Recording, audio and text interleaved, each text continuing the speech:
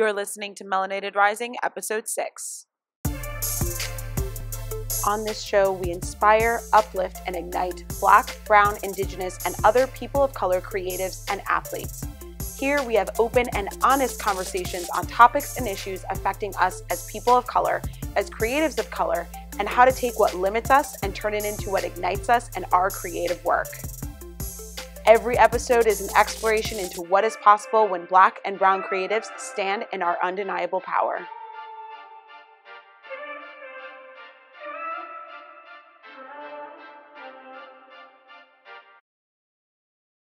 I am your host, Kristen Iris. And I am Sonja Herbert. Welcome to Melanated Rising.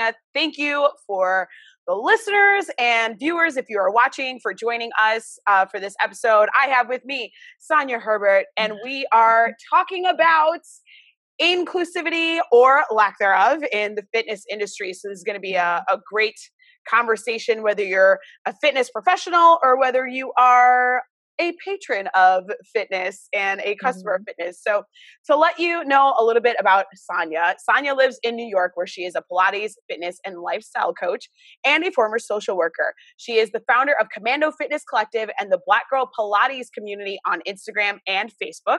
Sonja is committed to Black female representation in fitness, as well as improving the health and wellness in the Black community through writing, speaking, and curating health and wellness events for Black women. She is comprehensively certified in Pilates and also holds TRX Level 1 and Kettlebell Concepts Level 1 certifications. Welcome, Sonja. Thank you for joining us today. Thank you. Thank you for having me. I'm very excited about talking about this wonderful topic. And it's also a little messy topic, so I don't mind talking about that. Yeah, it is. And yeah. I was when you proposed this topic to me, I was like, yes, we need to talk about this because the fitness industry is very very a lot of things. It's very white dominated. It's very skinny dominated. It is very able body dominated and also youth dominated. So tell me a little bit your just kind of initial thoughts on the inclusivity or a lack of it in fitness industry. Well, I have so much to say, but you know what? I'm going to just double back a little bit. It didn't really dawn on me how non-inclusive it really was. And I think that is very similar to, just not feeling inclusive in lots of things, like, fashion magazines. We're recently seeing more, Black women on the front of fashion magazines. As of September, I think there's going to be like 6 fashion magazines with Black women there. And, same thing with fitness magazines. But it's something that's been going on for quite some time, but we've never really addressed it as Black people and or people of color. I pretty much can talk from a Black person's point of view because that's what I am. So I think that we've kind of not really become immune to it, but we have, I think, because we felt like we couldn't do anything about it, and we just kind of just let it go for so long, and that's for lack of better words, I guess you could say. And so we just kind of let it happen. It's like, I work in this big box gym, which I did work in a very popular big box gym for a long time. And I could count on my fingers, one hand probably, the amount of Black female and male trainers just as a whole in fitness. And it was far and few. If I was talking about Pilates, then, I worked with 2 other Black people, at my location. And all of the managers, except for one who happens to be a friend of mine, were white, and they were white women. And my friend, who was my manager, was a Black male. So he was literally probably the first or maybe the second Black person that I knew who was a manager for the Pilates program for this big box gym.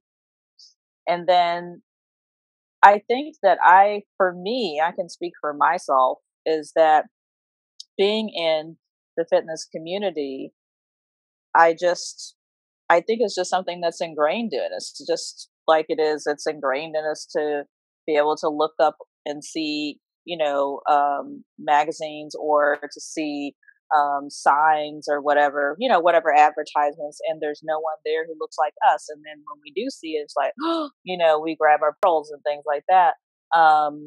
Or our dashikis, maybe not pearls, but it's just, I think I didn't even want to say we got used to it. It's just that we just expected it, like that's just how the world is. And I think that is how I have felt.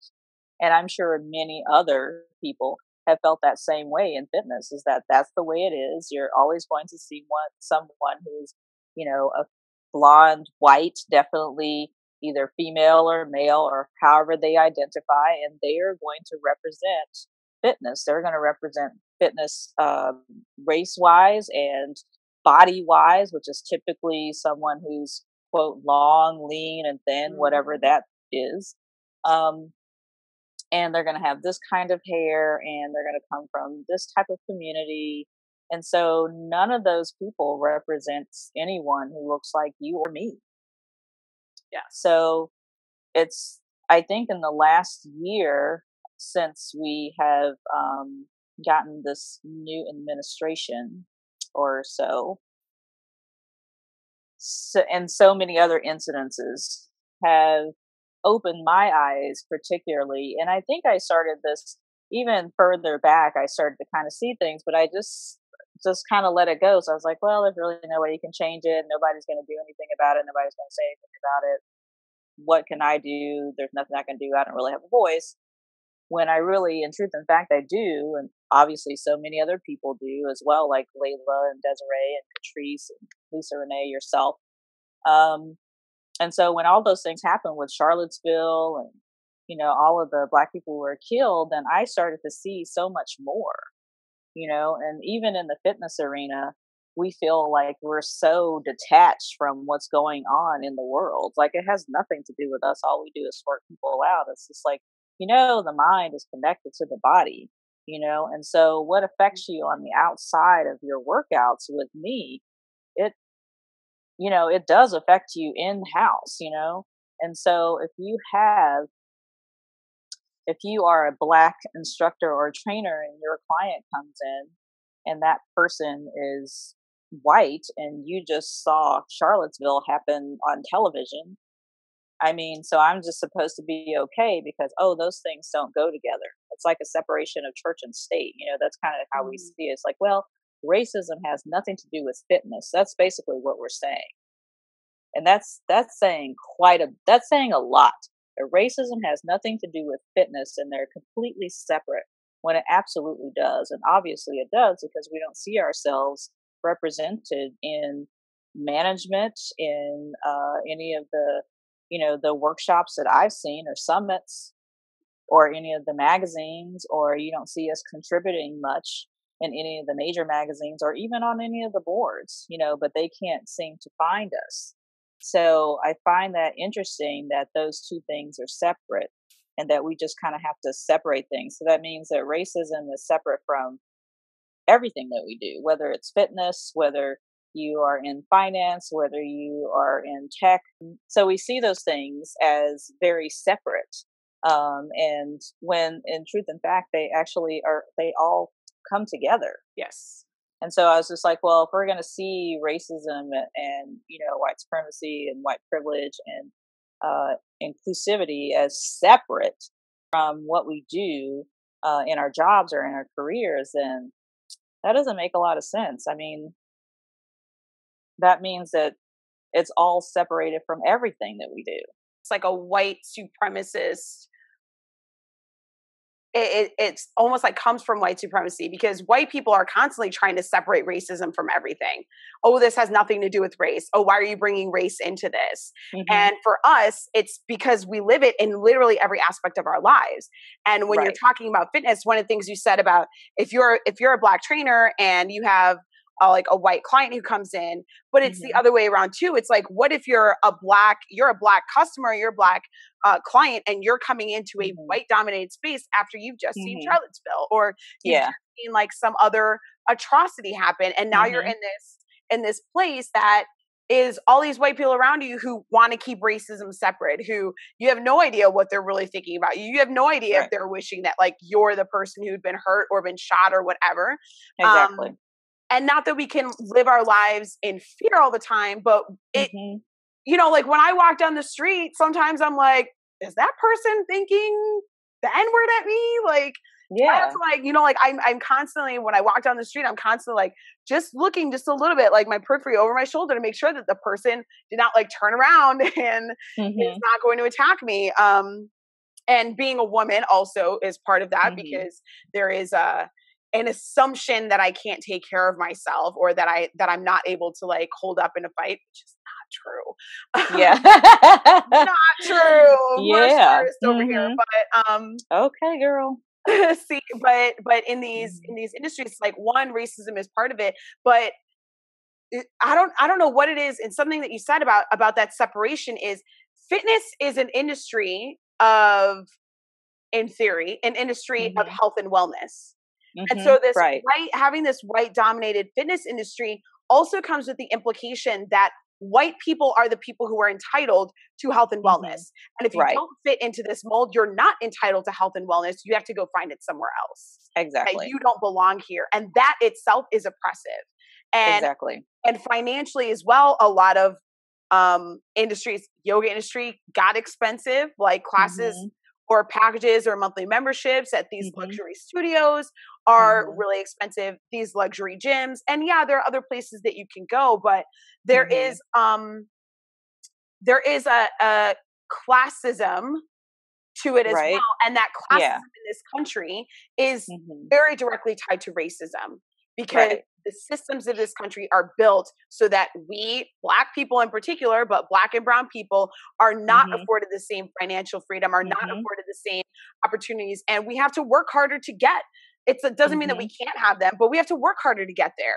We are from the very beginning, from education, from the county lines and the district lines, from all of those things, and where public resources go, these things are meant to deplete Black people and to give those things to white people. And so when that comes up into an industry like fitness, where maybe it's really expensive or, you know, having private clients, it's inherently built into this system of oppression and makes it harder for people who want to get in fitness or do fitness to really, who are Black or brown or disadvantaged in other ways to step into it. And to pursue it and to pursue their health in the same way that white people can. That was all very No, that was right on target. It really was. And it's funny because, you know, I think that we all as Black people, we're working on ourselves. We're working on our own anti-racism. And of course, that anti-racism is as a result of white supremacy and white privilege, because they wanted us to think that we are still less than, that we don't deserve self-care, or that we don't deserve to, you know, stay in shape and keep our, you know, make sure that we're healthy and eat right and all those kinds of things. That we always kind of said that those things were like, oh, that's, you know, you're being white if you want to take care of yourself, you know, if you want to exercise, or, you know, if there's a specific sport, unless it's a sport that's, quote, you know, Black, that we can't really play that. And I still have like sports where I was just like, oh, there's, you know, Black people don't do that, you know, because I have brothers who are athletes and they played all the sports that Black boy athletes would play from Texas, you know. And so if they played something outside of that, it was like, oh, that's a little different. You know, we don't usually do that. But now we are starting to come into our own in regards to health and wellness and fitness. And we realize that we are deserving of those things. And we're human beings. And if I think about it, we're actually saying that we're not human beings and that we don't deserve that. And so that goes back again to white supremacy and, you know, way back in, you know, decades before we were even thought of or born, you know, that we're being told that we're not even human, you know. So you have that message played in your head on a regular basis. And so you decide that, you know what, maybe I'm not human. And you may not even say it to yourself, you know, but deep inside, that's what's ingrained, that you're not human and that you don't deserve any of those things and you don't deserve to take care of yourself. But what you do deserve to do is you deserve to work for them and you deserve to take care of them. And so that's our job in life. And we still kind of do that in direct ways and indirect ways as well. So for me in the fitness industry, before that, I was in social work, and that's a whole other like podcast, I think, in regards to the things that I saw in social work. Wow.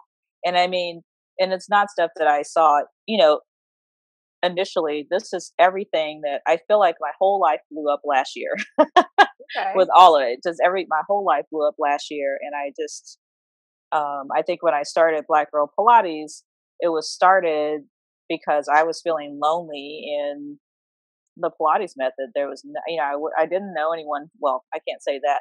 I knew a few people who looked like me. Fortunately, I had a teacher who looked like me. But I wondered was there anybody else who taught Pilates as well who was Black? And I was like, does this really exist? And I'm going to try to find it. So there was a problem and I chose to fix it, or try to fix it rather. And I think I'm definitely there fixing it. But I provided a platform for not just myself, but other women who are Black who teach Pilates and teach it pretty damn well, So I think when all of that kind of like blew up for me, then I really started to examine within myself what were my feelings about my Blackness. And then how did all of that translate into the things that I saw in my experiences, particularly in fitness.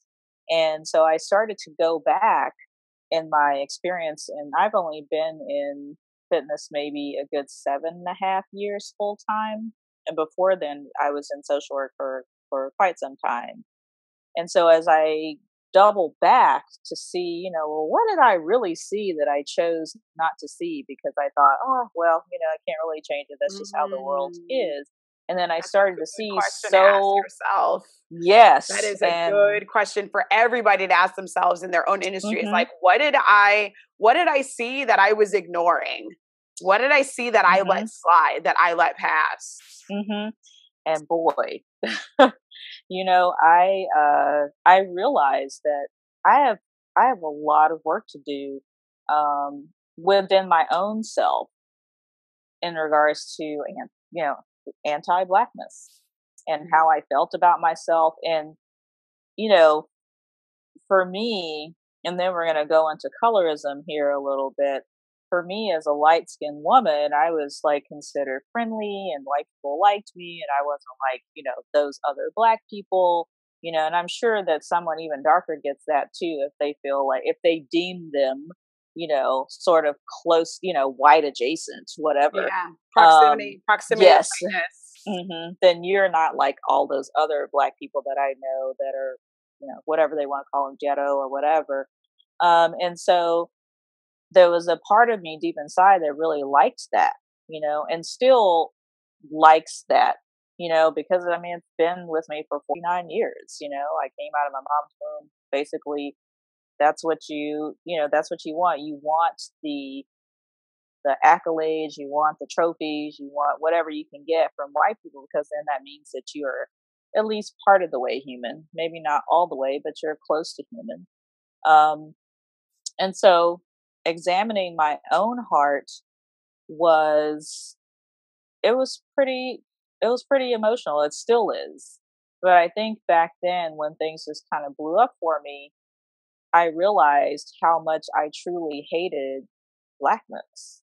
And not because I wanted to hate it. It's just that I think that we were told to hate it, So yeah, my mom didn't really tell me to hate myself as a Black person. But I also feel that because I was light skinned, my brothers are probably about your color, my mom is your color, my dad's me, basically. I'm the spitting image of him. But he's no longer alive, so nobody knows, like, unless you know my dad, then I look, a little different.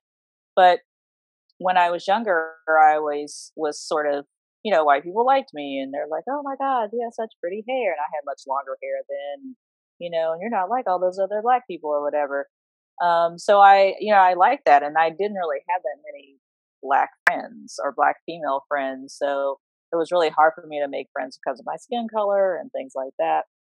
I got bullied a lot because of it.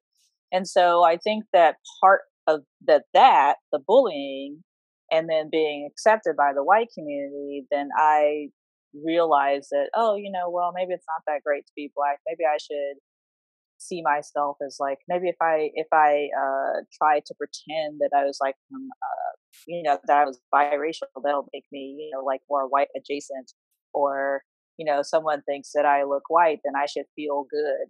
And I hate to say it, but I mean, there were parts of me when people would say, you look like you're biracial. I'd be like, part of me was just like kind of swelled up a little bit, but then the other part of me was like, hell no. Like I want to be, I am a black person. My parents are black and I love the fact that they are. But there was that one little piece of me who didn't.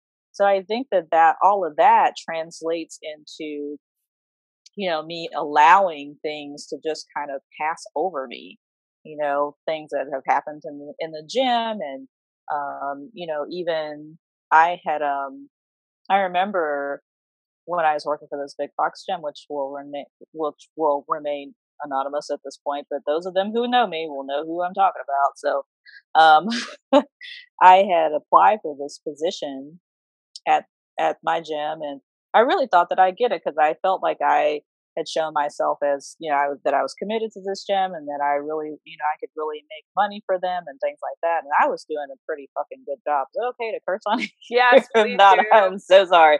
No, Okay, please do. okay, so I take the sorry back then. So I'm really not sorry.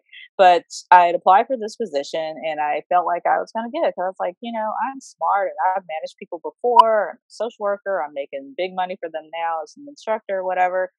And so I ended up not getting the job. And I was a bit devastated. And I was like, why would that happen? Well, I found out from a friend of mine who was also a Black Pilates instructor that this particular person, I'm not going to give too much information, but this particular person wrote an email to the higher up manager who would be the one to actually hire me or give me the job. And she said that I had written an email to my coworkers and told them that I was going for this job and I was trying to get support, and that she didn't think that that was appropriate. Now, this person is white. And so I did do that. I did it from my own personal email. And so my friend was really upset about it. So I was like, that's really whack. Yeah. So since I already had the go ahead, since I already had been told what had happened, I was like, okay, so I'm just gonna, if this comes up in the meeting, I'm gonna be ready. So when I went in to meet the higher up manager, then the manager said, well, I understand there was this email sent out and blah, blah, blah, and all this kind of stuff like that. And I said, yes, I did send an email. I did not send an email from the company email. I sent it from my personal email. And yes, I did tell them that I was going for this job and I wanted their support and they were going to give me that support. And she said to me, well, I don't understand why that's not professional. You should keep things under wraps. And I was like, why would I want to do that? Like I wanted my coworkers to know that I'm going for this management job. And I had not seen, I don't think I do know one Black Pilates manager, and she lives upstate from me, but that was the only one that I knew. And so I said to her well, whoever did that was unprofessional, and if they had something to say to me about it, then they should have come to me. But she still protected that person. Mm-hmm. And to me, maybe someone else, people outside of not wanting to look at, see racism and white privilege and white supremacy, they would be like, well, what was the problem? Well, the problem is that the person who said what she said to her was dead wrong. She was unprofessional. There was no reason for her to do that. Mm-hmm. And I had known that person for a long time, so I don't understand, why can't you come to me? But you had to go above my head. And so the other manager, or rather the higher up, is going to protect her person, who is also a white female. But for me, you know, I did something wrong when I really, in truth and fact, didn't do anything wrong. So of course I didn't end up getting the job, which is fine. And I kept the check in my head that, okay, this is somebody that I can't trust. And then this goes back to like people saying, oh, you know, you guys always talk about race and everything's about race and it's about race. Well, it is about race. And that was about race. Yeah, that whole story was about race. Oh yeah, it was definitely about race. And here I am, light skinned, friendly, whatever, but I'm still Black to them. And they know that, you know, so. And here's the thing about that is that the people like people who might hear that story who are not Black would be like, but that wasn't about race. She was just speaking up about something. It's like, but the whole dynamic of let me protect this white person, but not protect this Black person who was just looking for support from their coworkers. That's part of it. That's the subtle kind of like covert, underlying racism that leads to people to take those actions. Racism is not just, oh, I'm going to say the N-word or I'm going to like overtly keep you from getting this job. It's the dynamics of Black people and brown people need less protection. They're inherently more dangerous or aggressive or whatever. And we have to protect white people. That's part of the racism. That's part of white supremacy. And that's how it shows up. That's how it showed up in that story. That's how it shows up in many industries. This happens in so many industries. Yeah. And people think that, you know, that racism is, I don't know where they think you're just supposed to see it, but I was just like, racism shows up everywhere. It could show up to you just walking outside and checking your mail. I mean, exactly. It shows up all the time. Like 95%, I feel like 95% of racism is subtle, is people not realizing that they're doing something racist or white supremacist or, you know, like they don't even see it, but we see it. So it's like that. It's like the dog whistle. It's like those things that we see because we're the ones who are constantly having to deal with those things, but other people just like don't even notice. So like all the things you said, like, oh, you're not like those other Black people. Oh, you know, like when people say like, oh, you speak so well. What they mean is you speak so well for a Black person. Or even like, oh, your hair's so nice. That also has to do with how in proximity to whiteness is your hair or your skin or your voice or whatever. All of those things are subtly racist things that we hear, and what that tells us is my Blackness just by itself is not actually welcome. My Blackness is a threat. It's not something that is actually accepted or loved or seen as being human. Yes, exactly. And I think the other part to that is that a lot of people, when they think of someone who's racist, because, you know, that's such a difficult word for them to handle. When they think of racist, they think of someone who has a sheet on their head or they have like swastikas and, you know, all over their body and, you know, they're marching with, you know, other white supremacists. And no, those are not the most dangerous people. The most dangerous people are the person who kept me from getting the job, that person, and the person who chose not to protect me, knowing that that particular manager who was underneath her was wrong. That's those people are the most dangerous. They don't wear sheets. They probably even marched with all the other pink hats. I mean, you know, you know. The older racists are easy. They're easy because they know they're racist. They know they know they think I would rather that. So exactly. They'll just come out and be like, "But I am better than you. But you don't belong here. Go back to Africa or whatever." Those people are the easy ones to deal with. The liberal white people, those are the people that are like some of the most dangerous racists out there because they don't even realize it and they don't want to look at it because it means that they're a bad person. You know, like that if I'm racist, oh no, that's bad. That means I'm a bad person. That means I'm that thing that I keep telling other people is bad. I'm that thing too. And it's like, just own it so you can dismantle it. Like, please own that you're racist, that you did a racist thing. Like, this is not remarkable. It's not remarkable about you. I know. I mean, it's just like, I mean, and this is maybe not a good comparison, but it's just like saying that someone is depressed. I mean, just own your depression. I mean, it's not a beautiful word either, but it's like, if that's what you're dealing with, then you own it and you deal with it. And I think racist is just I feel like it is, for white people, it is literally like having their throats slit and going to live in the deepest, darkest part of hell. Like that's how it feels to them. Like they're very in their feelings about it. They're very and sometimes in their feelings. I just want to be like, okay, your feelings about being racist don't even compare to my feelings about dealing with racism. So please just get it under control so that we can move forward from here. Exactly. And you could do something about it, because I'm not babysitting your feelings. Yes. And it's interesting, in the last, probably since the first of the year, I've been to a couple of different panels.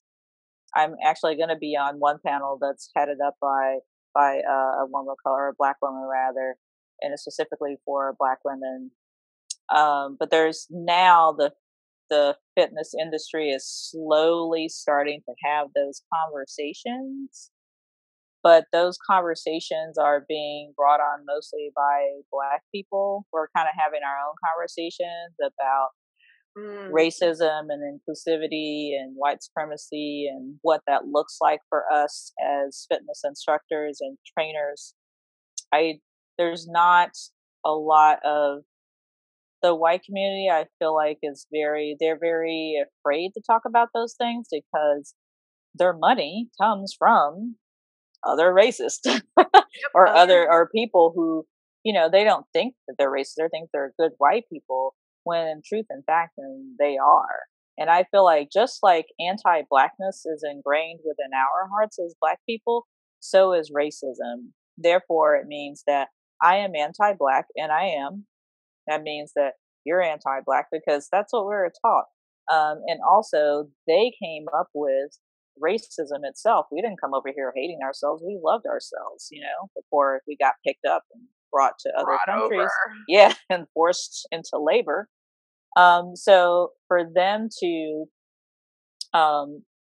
so since we own our anti-Blackness, that, hey, I've never, even though it might be some small, minute thing, it's anti-Blackness. There's something about me being Black that I don't like. There's something in them about Black people, and Black people in particular, that makes them racist. And there's varying degrees. There's varying degrees of being anti-Black. Some people absolutely hate being Black at all, period. And then you have, maybe smaller degrees, like, something very, what I can, most would consider micro, but it feels huge. And so for them, they have varying degrees of being racist, but it still makes you racist. Yeah. Just like we have varying degrees of skin color, in the Black community, but you're still Black. Yeah. So it doesn't change anything. They don't really want to, and they don't want to contend with that racism or even acknowledge that racism, because they do want to be good people, but also to acknowledge it and do something about it would change the power structure. It would change the power dynamic. So something you said about inclusivity, I want to talk about diversity and inclusivity and the difference, but first, just like for your depression example, we know that depression and racism are, for those who are listening, we know that depression and racism are not the same. Like, racism is bad and depression is it just is. And so I don't want people to think that we're saying depression is bad. A bad thing. It just is. A lot of people are depressed. A lot of people have depression or go through back and forth with depression. But yes, racism's bad, but racism can also be dismantled, but it takes work, and it takes a willingness to look at yourself. Like you said, us Black people have to look at our own anti-Blackness, and we have to look at the ways that we oppress other Black people. And so, in the subject of diversity and inclusivity and the difference, do you have any thoughts on that? Because I have some thoughts. Thoughts about that, but do you have thoughts on that? Well, let me tell you, I'm not a huge fan of the word inclusivity, And the reason why, I mean, I use it because it's a good buzzword and that's just the words that you use. I don't like inclusivity because you're allowing me to be included, and therefore at any time you could change your mind and be like, well, I don't want to include you in, Okay. in that. And so that's just my thoughts. And I was just like, that's how I feel, So you're just including me because, you don't really want to, but you have to.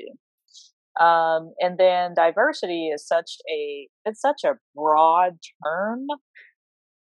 And I think that diversity has nothing to do with,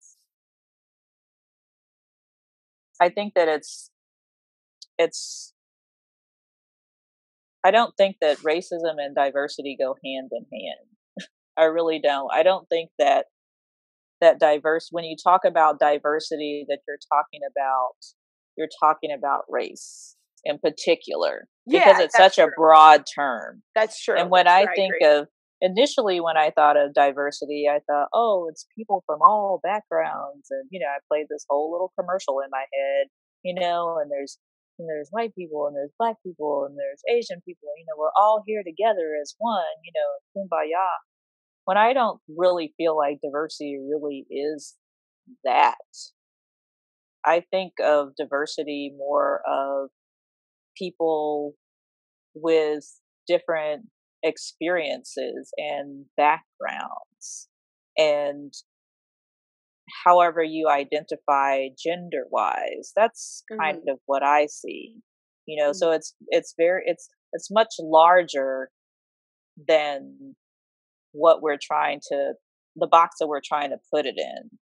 So I don't like using diversity because it's a term that's been used frequently and for decades by white people to make us think that they really want to be, again, go back to inclusive, and having more, black people there. So they'll hire someone who is like a diversity manager or whatever, or they're someone who makes sure that a business includes all these different types of people and things like that. And so they're like, oh, we have diversity training and all this kind of stuff like that. When really, I don't think that that's the term that you should use. I think that you should attack it right at the jugular vein and say, you need an anti-racism plan. That is exactly what you need. You don't need diversity because you probably have some sort of a diversity there anyway. Most likely have a few women, or you might have someone who maybe you can't see it, but someone who has some sort of disability.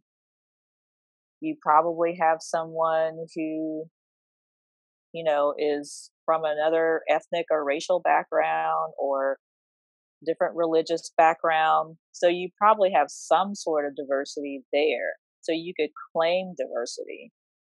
But to put them together, to put race and diversity together and say that is exactly the same is not at all. No, I agree. And I think in terms of diversity and also inclusivity, that they're not necessarily about race. So even like taking and broadening the subject a little bit in terms of inclusivity, it does, to me, both are about like not just race, but gender, various gender identities, sexual orientations, ability or disability. Yes. I think all of those things are part of it. But to me, diversity is about the look. Okay, like, do you have a picture of a brown person? Do you have an ad with a brown person? Do you have, also including age? I forgot that one. It's about like, do we look diverse? We have different people who are around, but for me, inclusivity is about, but are these people really being welcome? Are these people really actually being included in the conversation, included in the industry? Is it just, okay, now you have a skinny black person, but you don't have a curvy black person. Yeah. You don't have someone who has a body type that maybe a lot of black people relate to, or something like that. And so I feel like inclusivity is about actually making space for the different experiences and the different places that people come from, and not saying you don't fit because you don't fit this. It's actually, you can still fit. But in that same vein, listen to the language that I'm saying is making space. All of this is geared, or all of this is through the lens that someone has the power and someone has the space that can be made. And that space and that power is not in our hands. That's in white, able-bodied, cisgendered, heterosexual hands. And so it is still, I agree with you about inclusivity having this, like, you're allowing me space, but it's about like really making space. But again, it still has that feeling of like, but you shouldn't own the space anyway. Yeah. Like, we should have, what it's about? So it could even be like, where we know that you have this space, and we're going to stop taking up all this extra space we've been taking up. We're actually going to pull back so that other people can come in, because we've been taking up extra space that we don't actually deserve, that we didn't actually earn. We only have it because we have the privilege of our skin color, our money, our age, our ability, our sexual orientation, our gender identity. Like, we have the privilege of that. And actually, let me step back and stop taking up everybody else's space. Yeah. And so I think inclusivity, when it comes from that perspective, can be really powerful. But when it comes from perspective of, I'm allowing you, or this is just about diversity, let's get some pictures on the wall, then it's not really helpful to, the people that need to be in that space. And you know what, as you were talking, I realized what it was, and it's about power. Yes. You can be, you can be diverse and you can be inclusive, but who's making the power plays? Yes. Right? So let's take, for example, the NFL. How many of the I wanted to talk about this. Yes. And I mean, how many what percentage of the NFL of the players are players of color? And I mean, this, I'm talking about everyone. Yeah. A good, 80% of the players that's a lot. Black. Like, not just of color, they are black. 80% of those players are black. They're black. And then the percentage of the coaching staff, what percentage are people of color or black? And that's an even smaller percentage if we think about it. I think there's like one owner of color, maybe. I could be wrong. Nobody quote me on that. Yeah. I read something about like of if he is, of the number of the owners, there was like one owner who was of color, possibly black. Yeah, and if he is, he's probably one of many, because it's a lot of money to. I think the only person in the world who could probably buy a team might be Oprah. I think, like, hands down, she's probably the only woman in the world, person in the world who could buy a team. But you look at that and you're like, oh, we're diverse. So we have, look at our team members, right? Coaching staff. Okay, we've gotten better, whatever. But you go up the line, general managers, you go up the line, whatever is above the general manager, and then the owners, right? The board. Who's on your board? So the power players are not us. Yes. So they can give this window or film of, we're diverse and we're inclusive and we support our players. But those people below you have nothing to say about what goes on above. And there's nobody up there that looks like them that has anything to say about what goes on below them. So it's all about power. So even with these, big exclusive gyms and studios and all this kind of stuff like that, they will probably, I can point out a few who appear diverse or inclusive, but at the top, the power players don't look like me at all. And if there is a one of those power players, they really don't have the power, because one black person, they got to play the game. Exactly, or they're going to lose the little bit of power that they've got. Exactly, which could be money, or whatever else that could be. And so, and even with that one black person or whoever, they can't speak to all the black people, and that one black person, what they're going to do is there's going to be all of this white guilt that's going to come into play. And then it's going to, they're going to gaslight. And there you are by yourself having to try to play a power game with all these other white people. And so it's hard to make decisions to make sure that, this magazine is, has people who look like the world, as opposed to the white world, who's going to speak at a specific summit. Like every year, all you have is white men who are supposedly the experts, when in truth and fact, some of them don't really know as much as you think. It's just because they're the ones in power. So therefore, they're going to choose people who look like them. And they would say, oh, that's not the case. We just haven't found anybody. You haven't looked for anyone. Yeah, you haven't looked for anybody. There's people out there. Yeah. Oh, yeah. And with the athletes, so I want to touch on this because we talked earlier, you were talking about how, fitness is very white dominated, and we come into these spaces that are very white dominant, both as professionals and as customers. Now, looking at athletics, yeah, like you said, there's the black sports, the sports that black kids are allowed to play, basketball, football.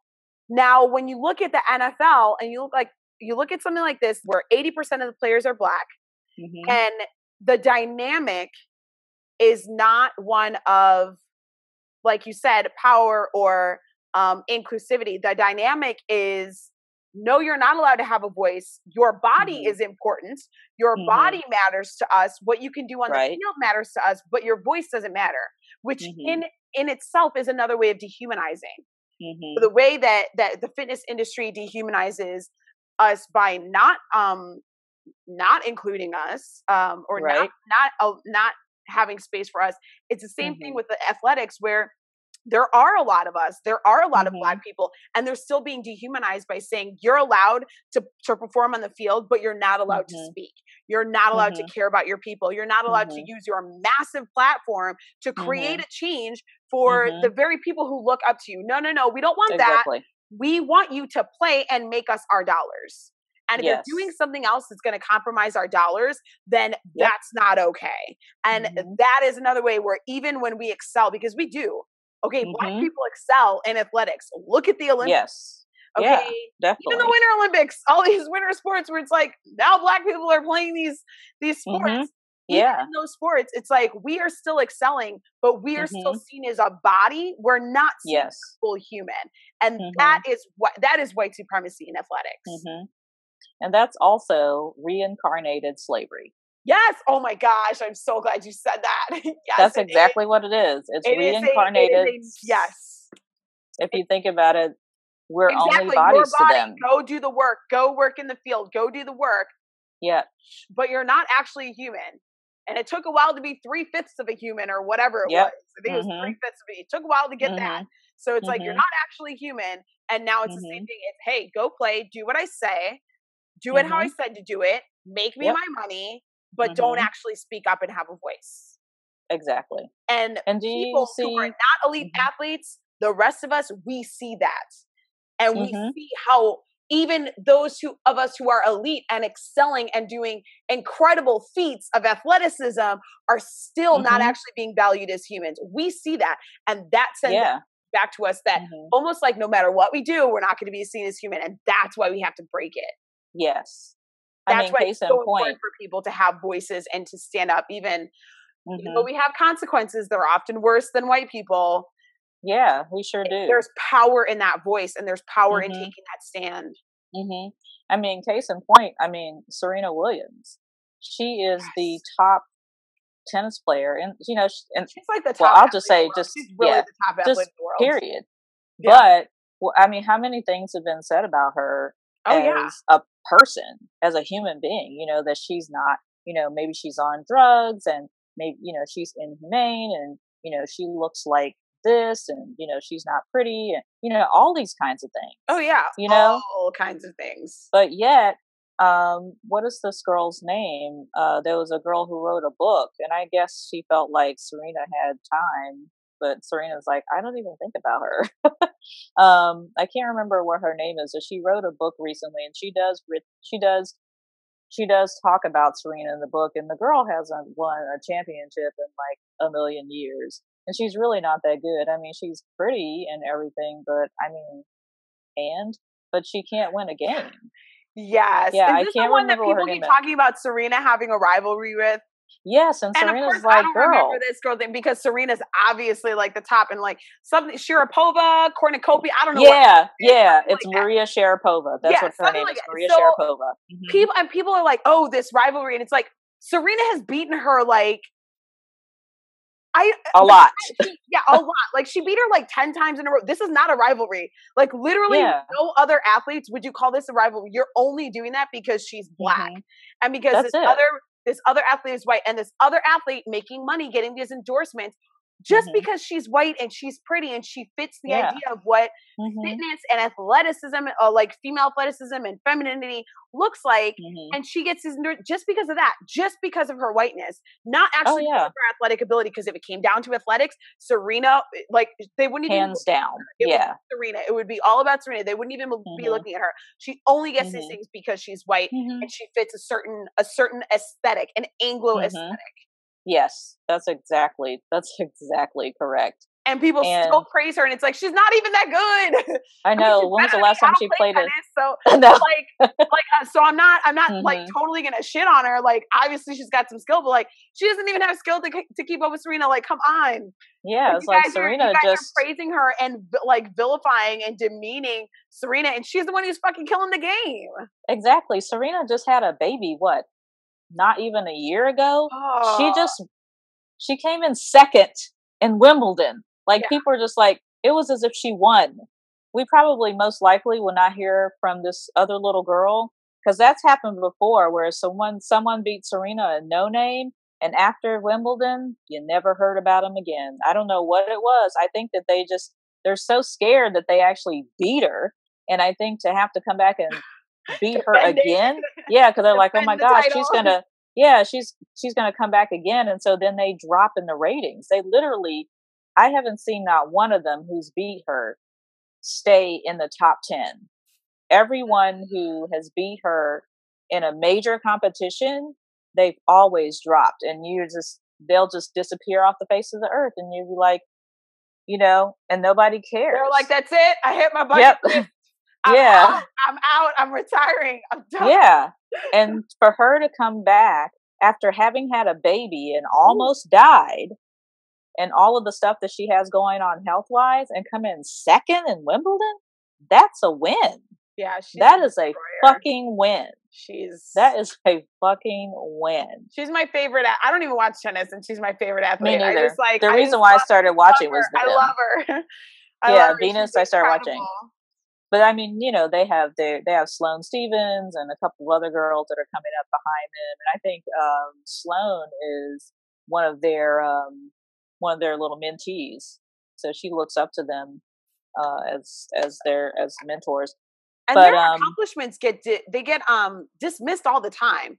Definitely. The Summer Olympics a couple years ago, there was a reporter. So this is going to be a bad retelling of the story because I don't remember what he asked, but there was one of the tennis players asked him like, how does it feel to be the first one to win, blah blah blah, and he was they were both white male, and the tennis player said, actually I think Venus and Serena won that one first, like they're the first ones who did that, so it wasn't me.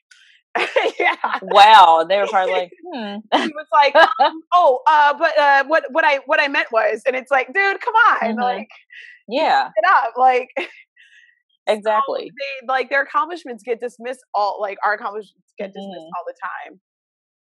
And there's so many things, I was just thinking about this, and I don't want to say it's a random thought, but I was just walking down the street recently, and my daughter used to dance for a very long time, and she stopped dancing after high school. Fortunately, she went to a dance school that was predominantly black. All of her teachers are black. Most of the kids were there are black, and just incredible dancers. They're incredible dancers, including her ballet teacher, who actually was my first Pilates instructor. She is one of the best in the world. She's literally one of the best in the world. Nicest person ever. And one of the things I used to hear about, like dance, and I'm sure that this even is in sports, in health and fitness. There's always something about us that we just don't have that other people have. And one of the things they used to say is that Black people don't really have the feet for ballet, particularly for ballet, because they're looking for a specific type of arch, which is a very high arch. And I never tell people that they have flat feet. I was like, no, everybody has an arch. You obviously have one, but you have feet. It's just that some people have a more pronounced arch than others. Just like I'm not as brown as you are, but I'm still Black. So the one thing I noticed in looking at American Black people and looking at African Black people, their feet are so much different. We tend to have, and this is just my observation, having seen all the bodies that I've seen in Pilates and fitness, African people tend to have the feet that they say that we don't have. Huh. And I think because of what we're experiencing here in America as opposed to what most African people experience there, because a lot of them still live in their own villages. They still, they wear shoes, but not as much because you don't have to there. In some of the countries, you can basically walk barefooted. So then your feet are going to move around a lot more. You're going to get lots more flexibility and, they're going to be a little bit more supple, as opposed to here, we're always in shoes. We're also working really hard, whether it's at an office or maybe back in our parents' days or before that in fields and stuff like that. So those things start to get passed on. And so I thought to myself, you know what, if I was actually believing that there were specific things about Black people that it's just like, we always have flat feet. And then when you see that one Black person who doesn't have flat feet, especially if they're a dancer and they have, oh my God, they have incredible feet. I'm shocked. Every white person is shocked because you don't expect for them to have great feet for a dancer. But you expect for a white person. High arches, so yeah, I didn't know that was actually even a thing. It is, and particularly in the dance area, particularly there, because my daughter has. She doesn't have a very high arch, but she has very supple feet. And so, but when I've looked at, and I guess I'm just a very observant person. When I've looked at Black Africans, but then I was just like, wow, it's so different than most of the feet that I've seen in America that are Black. They tend to be have less of an arch. They tend to be a little flatter than in Africa or even in the Caribbean, because they spend a lot of their time, with their feet to the ground. Whereas we don't. Our feet are in shoes and locked up and things like that. So the things that they expect our bodies not to have or be able to do, that's another thing that they kind of like, they throw on us, well, my feet are probably flat because of decades of my ancestors being on a plantation in shoes, or in ill-fitted shoes, or, if you're standing in the middle of a cotton field picking cotton or whatever it is that you had to do for a plantation owner, then of course your feet are going to hurt and your arches will probably fall, because you're carrying all this weight. You got one child here and one child here, but then you got a sack of whatever that you have to pick there. And of course your arches are going to fall. So then after a while, that's going to start to, go down the line. Maybe nobody thinks about those kinds of things, but I didn't. I'm like, this is fascinating. I didn't think about this. Yeah. I was like, wow. But I was just like, the way our bodies change, yes, and how they've changed generationally because of, slavery and different things. But I never thought specifically about feet. I just, maybe because I look at people's feet all the time. Yeah, you look at people's bodies and feet all the time. And so it's just amazing, and the more I find out these kinds of things, the more I realize how fucking racist. It really is. Like in America, and not just. And I was having this conversation earlier with two friends of mine who are powerlifters, and we were talking about racism and the recent incident about the nail shop. I don't know if you saw that, where there's some Asian folks who actually they're beating some black people with like these poles and stuff like that over $5. Yeah, you have to look at that. Oh God. Over $5 eyebrows. That's basically, she paid for the manicure and pedicure for her granddaughter, but she said she didn't like the eyebrows, and so she wasn't going to pay for that. So somehow there was a big brawl. Well, not a brawl, but the Asian folks just started beating her. You have to look it up. But let's see, where was I going with all of that? So about racism in this country being everywhere. Yeah. So we're talking about how a lot of people outside of America don't think that racism really exists to the capacity that it does here. And I was like, yes, it does. It's just that it looks different. Mm-hmm. It's just like racism in New York City is different than racism in Texas. In Texas, I pretty much know, because they're going to tell you. Down south, you're going to know that they don't like you. Here, it's going to be a lot more subtle. But you and I will know that it's racist. Like, that's racist. Now, they're not going to come out and call us the N-word or whatever, say they don't like black people, but it's pretty evident that they don't, by their actions and by things that they say. Whereas down south, they're pretty blatant about it. And it's the same thing in European countries, Caribbean countries, and things like that. I don't care if it is in Barbados or Jamaica or the Bahamas or Haiti or whatever, where it's mostly populated by black people. But white people still live there. Racist. Yeah, they come and there still a lot of and they colonize amongst the black as well, like Dominican Republic, Brazil, like it's very, very racist places. Yeah, very. I mean, they don't want to acknowledge their blackness. They'd rather be white adjacent as opposed to acknowledging their African heritage. And I was like, well, you had to get there some kind of way, and so they didn't just drop black people off in the United States of America. They were all over. They're Caribbean, and a lot of them migrated to the to European countries and things like that. And there was slavery everywhere. It just looked different. But it's still slavery. It's still the same thing. We're just all on different boats. That's it. And it still trickles down. Oh yeah, definitely. It definitely does. The reason why we have our own spaces and the reason why I have Black Girl Pilates is because, guess what, girl?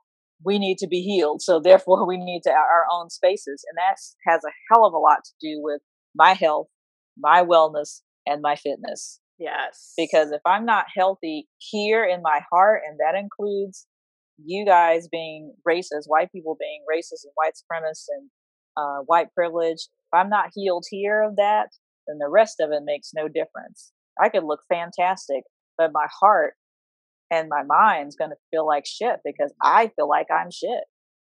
Yeah. So thank you for sharing that. On that note, we are out of time. Tell people where they can find you. So you can find me, my personal Instagram is Commando Fitness Collective, and that's basically a collective of all the things I do and talk about: my writing, my speaking, all of my, I don't even say it's my opinions. A lot of it is just facts. So you can find out more about me there at Commando Fitness Collective. You can also find me on my other platform, which is Black Girl Pilates. And that is a collective of all of the women who teach Pilates in the whole wide world. And they are all awesome and dope. And so I feature a lot of our brothers there. You can also find us on Facebook by the same names. And you can find me on my personal Facebook, so you can hear all about my family and my brothers and my kids. Sonja R. Price Herbert, so you can befriend me there if I choose to befriend you. That's where you can find me. All right. Thank you so much. Everybody go check her out. Connect, especially if you are a Black girl doing Pilates or fitness. Yeah, definitely. Any of these industries, go check her out, have a conversation, connect. And thank you so much for joining me for this conversation. Yeah, thank you. We needed like 3 more hours. Yeah. All right.